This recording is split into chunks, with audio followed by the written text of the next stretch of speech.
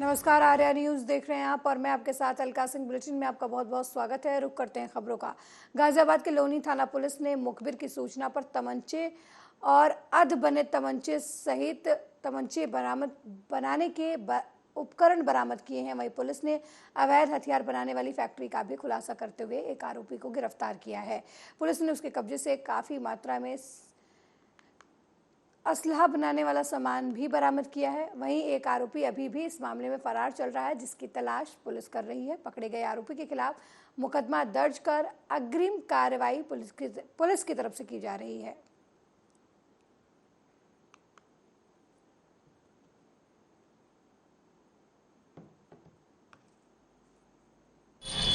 अशोक विहार थाना लोनी में एक व्यक्ति की सूचना के आधार पर अवैध हथियार बनाने वाले एक फैक्ट्री का खुलासा किया गया। इसमें राजू सन ऑफ अहमदलाही जो कि फिलहाल में आशियाना सिटी थाना लोनी में रहता है, मूलतः शाहपुर मुजफ्फरनगर का रहने वाला है।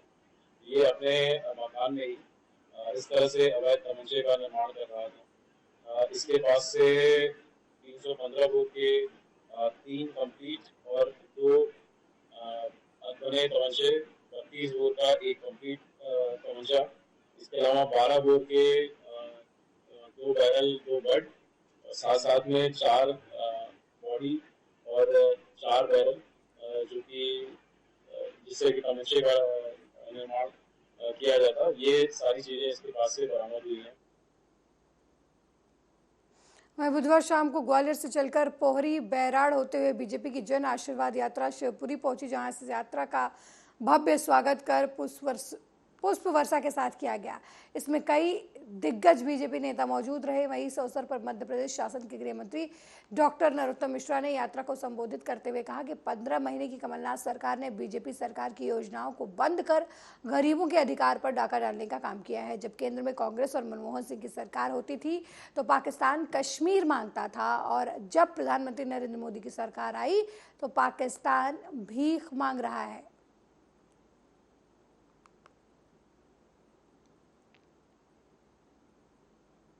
समाज चाहता हूं हमारे वरिष्ठ की आवाज। ये INDIA जो एक गठबंधन बन गया है, उसी बंधन का एक व्यक्ति है जिसने सनातन पर वार किया। वार सनातन पर नहीं किया, ये हमारे सबके ऊपर वार, और ये उसने वार अकेले ने नहीं किया है। इसके पहले हिंदू और हिंदुत्व पे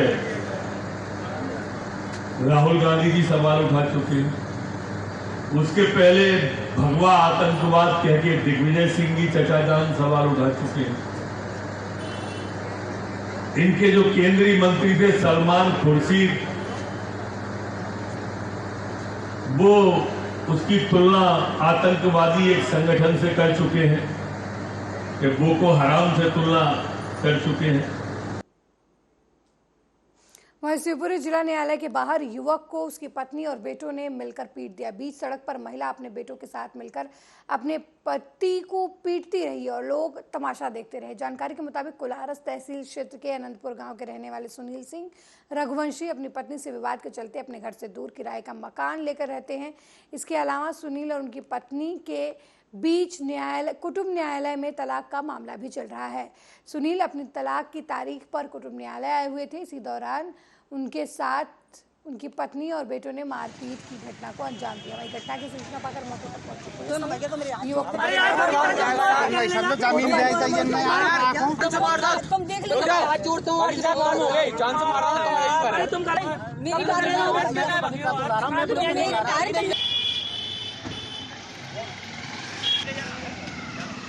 हमने कोर्ट में सुनील सिंह रघुवंशी नामक व्यक्ति का प्रकरण चल रहा था, धारा 13 विवाह विच्छेद हेतु।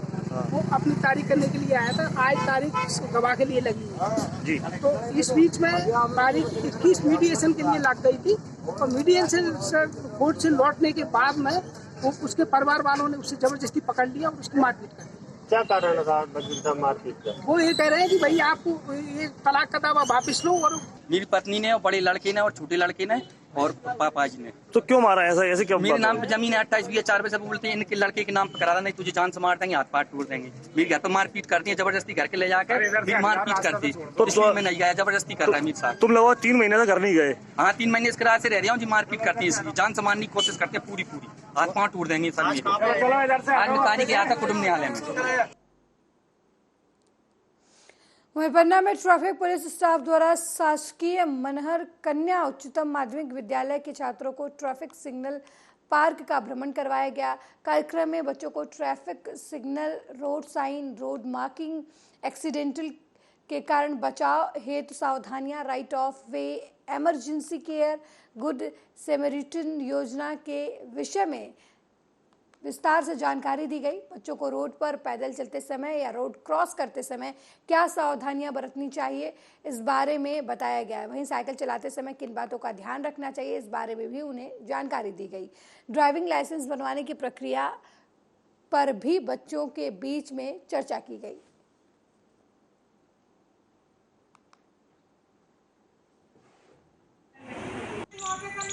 भ्रमण कार्यक्रम आयोजित किया जिसमें मनहर शासकीय उच्चतर माध्यमिक विद्यालय की बालिकाओं को ट्रैफिक सिग्नल पार्क एवं साइबर सेल का भ्रमण करवाया गया। उन्हें ट्रैफिक रूल्स, ऑप्टिकल्स के माध्यम से, सांकेतिक माध्यम से ट्रैफिक के जितने भी ऑप्टिकल्स होते हैं, जो भी ट्रैफिक संबंधी संकेत होते हैं, उन सभी के बारे में विस्तृत रूप से बच्चों को बताया गया।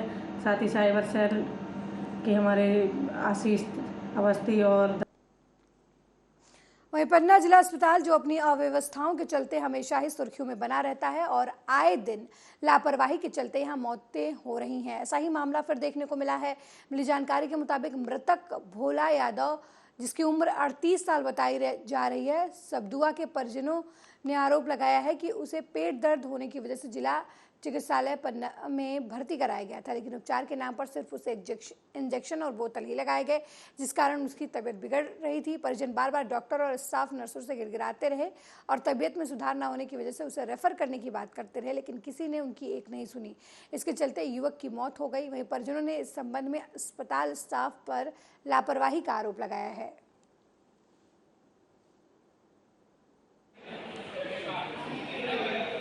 साढ़े 11-12 बजे आया, मैंने बोला इनका पेट दर्द बहुत तेज़ी से हो रहा है। मैंने बाहर लेटा दिया, पर्चा कटवाया, भर्ती करवाया, भर्ती यहाँ ले आया। भर्ती लाने के बाद यहाँ डॉक्टर ने लिख दिया, बोला ठीक है यहाँ चले जाओ। वो कुछ बाटलें चढ़ाई, मैं बोलता रहा कि भाई मेरा ठंडा हो रहा है, बिल्कुल देख लिए। मैं बोली कुछ नहीं हो रहा है, ठीक है, वो नॉर्मल है। मैं यहाँ से रिपोर्ट बस लेने 25 नंबर वार्ड तक गया हूँ, मेरा भाई खत्म हो गया। किसकी लापरवाही मानते आप? टोटल डॉक्टर और नर्सों की लापरवाही से मेरा भाई चला गया। अगर इनके बस की बात नहीं थी तो मैं स्वयं गाड़ी लिए, तो मैं इनकी कोई सहायता नहीं मांग रहा था, मैं स्वयं ले।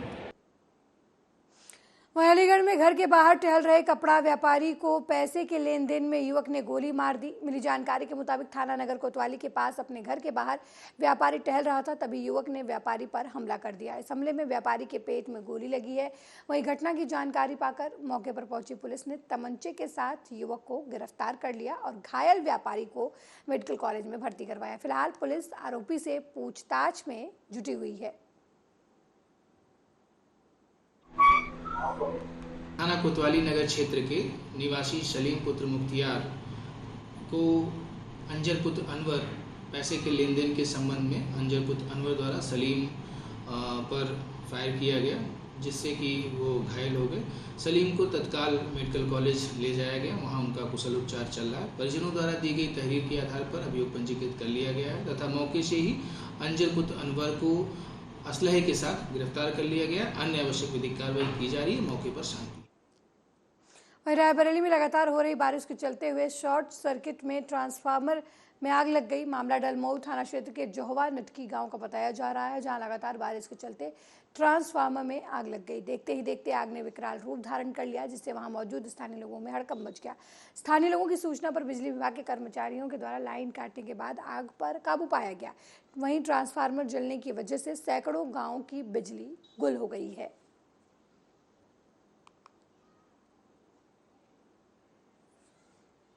मिर्जापुर में दिन दहाड़े हुई कैश वैन लूट की घटना से जहां लोगों के बीच दहशत और नफरत फैला दी है, वहीं लुटेरे की गोली खाकर जमीन पर गिरे गार्ड को सहमी आंखों से पब्लिक देख रही थी।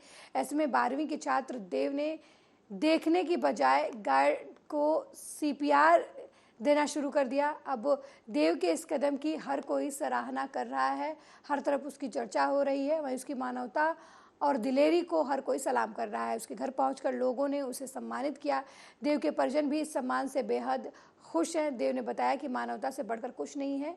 ये मैंने नहीं सोचा कि कैसे और क्या हुआ, मुझे लगा कि व्यक्ति को जीवन देने का प्रयास करना चाहिए और मैंने वही किया।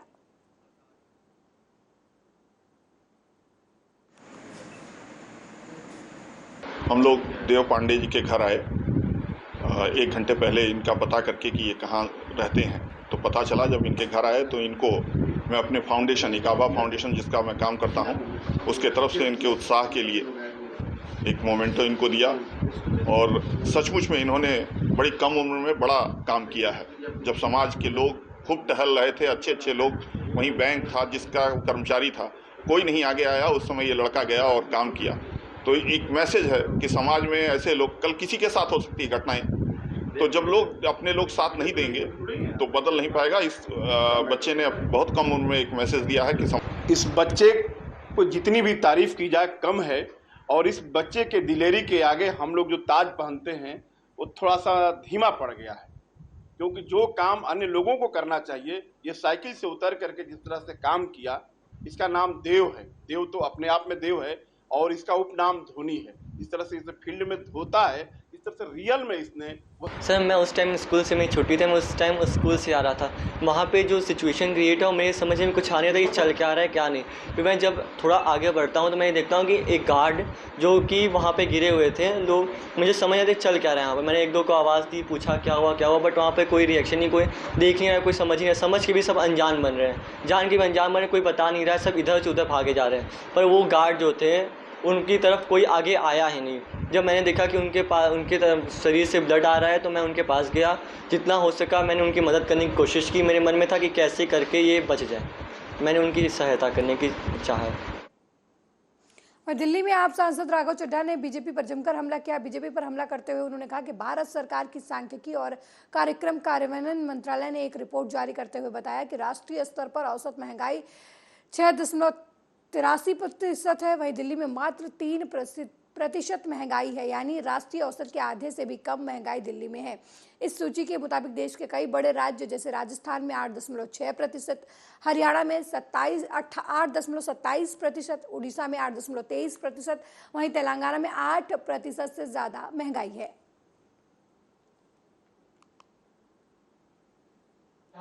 लेकिन इस महंगाई के आलम में यदि कोई एक राज्य है जो इस महंगाई के आक्रमण से बचा हुआ है, उस राज्य का नाम है दिल्ली।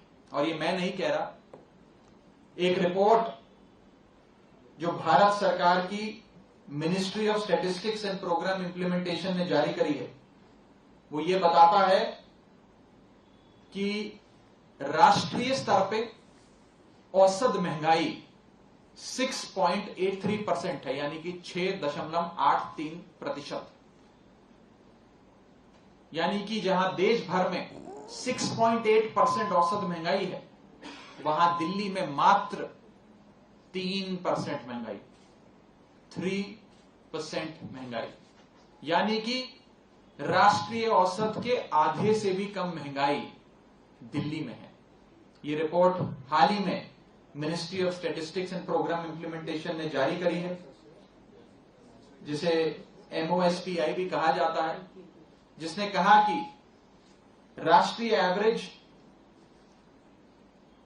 महंगाई है 6.83%, जिसमें कई बड़े राज्य हैं। राजस्थान में 8.6% महंगाई, हरियाणा में 8.27 महंगाई है, उड़ीसा में 8.23 महंगाई है, तेलंगाना में 8% से ज्यादा महंगाई है। इस सारे महंगाई के आलम में दिल्ली में मात्र 3% है। वहीं शिक्षा को लेकर लाख दावे करने वाले प्रदेश के विद्यालयों में नियम कानून और गाइडलाइन को ताक में रखकर नौनिहालों के भविष्य से खेलती हुई तस्वीर सामने आई है। एक ही कमरे में 1 से लेकर 5वीं तक की कक्षा संचालित हो रही है और दूसरे कमरे में 5वीं से 8वीं तक की कक्षा संचालित हो रही है। जिला मुख्यालय से 15 किलोमीटर दूर खेरवा खुर्द प्राथमिक पाठशाला की यह हालत है। यहाँ पर खंडहर हो चुके हैं स्कूल के कमरे। 1 से 5 तक की कक्षा एक ही क्लासरूम में संचालित हो रही है। जब विद्यार्थियों से पढ़ाई के संबंध में बात हुई तो छात्रों ने बताया कि 1 से 5 तक की कक्षा एक ही कमरे में संचालित होने की वजह से पढ़ाई जो है वो काफ़ी प्रभावित हो रही है। जब पहली क्लास के बच्चों को पढ़ाया जाता है तो दूसरी और तीसरी, चौथी, 5वीं के बच्चे बैठे रहते हैं, जबकि जब दूसरे क्लास को पढ़ाते हैं तो बाकी अन्य कक्षाओं के बच्चे जो हैं वो बैठे रहते हैं, जिसकी वजह से उनकी पढ़ाई ठीक ढंग से नहीं हो पा रही है। वहीं शिक्षक ने भी बताया कि काफ़ी परेशानियों का सामना करना पड़ रहा है। यहाँ स्कूल में पानी की भी व्यवस्था नहीं है और खंडहर भवन होने की वजह से कभी भी कोई हादसा हो सकता है।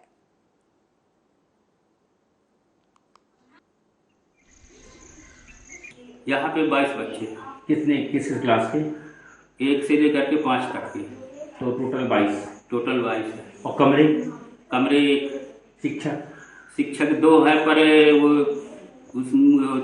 जन शिक्षक के उसमें है। तो अक्सर बच्चे जाते हैं। हाँ, 1 से 5 तक की पूरी कक्षाएं आप ही संभालते हैं? जी। एक कमरे में कैसे संभव हो सकता है सर कि एक साथ बैठ के बच्चे पढ़े? तो क्या बताए, हमारी मजबूरी, बस अब इकट्ठा बैठ के हम पढ़ाते हैं, सब कंबाइंड क्लास। बच्चों को डिस्टर्ब होता होगा 1 से 5 तक बैठ के पढ़ने? क्यों नहीं होता है। जब पहली एक क्लास पढ़ाते हैं तो अगला क्लास के बच्चे बस हो गए इधर उधर देखते रहते हैं, शोर मचाते हैं। समझ में नहीं आता हो किसको क्या पढ़ाएं। इसलिए कि अगर एक और कक्षा होती, एक रूम कक्ष होता तो उसमें हमें अलग अलग बच्चों को बैठाते। वहीं छिंदवाड़ा में कलेक्टर मनोज पुष्प और पुलिस अधीक्षक विनायक वर्मा और उप संचालक कृषि केंद्र जितेंद्र कुमार सिंह ने अधिकारियों के साथ बुधवार को जिले के विकास खंड सौंसर और पांढुरना के गांव का भ्रमण किया। जिले के कृषकों द्वारा किए गए नवाचार का अवलोकन किया। इस दौरान विकासखंड सौंसर के ग्राम पिपलाना नारायणवार में अधिकारियों द्वारा कपास के साथ मूंगफली की फसल को देखा गया और किसानों से चर्चा भी की गई। कलेक्टर मनोज पुष्प ने नवाचार की प्रशंसा की, साथ ही क्षेत्र के दूसरे किसानों को फसल चक्र और अंतवर्तीय फसल को अपनाने के लिए प्रेरित किया।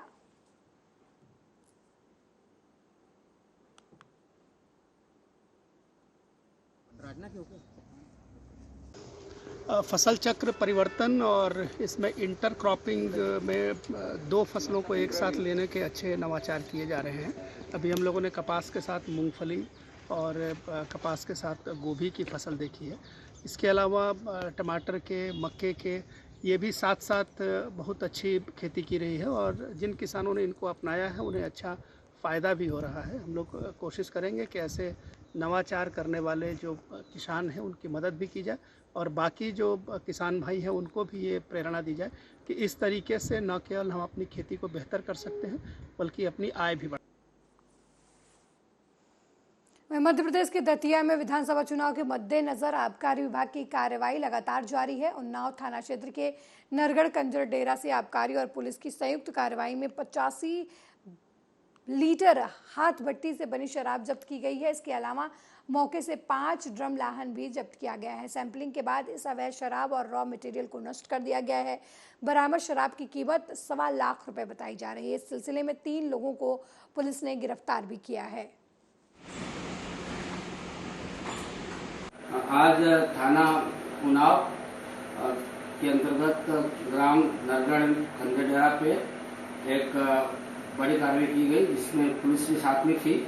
उक्त कार्रवाई में लगभग 85 बल्क लीटर हाथ भट्टी शराब, 1000 किलोग्राम गुड़लाहन बरामद किया है। 3 आरोपियों को गिरफ्तार किया है। उनके विरुद्ध 34 का प्रकरण पंजीबद्ध किए हैं और उपरोक्त समस्त जो उपकरण और शराब की कीमत है जो लगभग 1 लाख। मेरे साथ इस बुलेटिन में फिलहाल इतना ही। देश दुनिया की तमाम खबरों को देखने के लिए देखते रहिए आर्या न्यूज़। नमस्कार।